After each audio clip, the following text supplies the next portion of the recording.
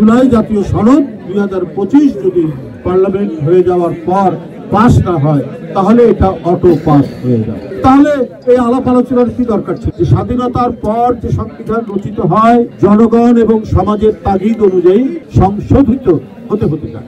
এটা আমেরিকান কনস্টিটিউশনে হয়েছে, এটা ভারতের কনস্টিটিউশনে হয়েছে, আমাদের কনস্টিটিউশনে হয়েছে। হ্যাঁ, যেগুলো অত্যন্ত জরুরি গণতন্ত্রকে শক্তিশালী করার জন্য, জনমতের যে প্রতিফলন সেটা নিশ্চিত করার জন্য যে সংশোধনগুলো দরকার সেটা হতে পারে।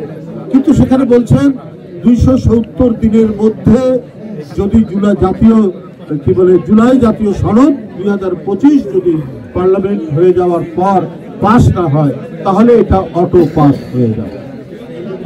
তাহলে এই আলাপ আলোচনার কি দরকার ছিল? আমার মনে হয় সরকার এবং এর সাথে যারা কাজ করছেন, কমিশনগুলো এবং রাজনৈতিক দলগুলো জনগণের স্বার্থকে সর্বোচ্চ অগ্রাধিকার দিয়ে কাজ করতে, আইনি প্রক্রিয়ায় সেটি যাবে, সাংবিধানিক প্রক্রিয়ায় সেটি যাবে।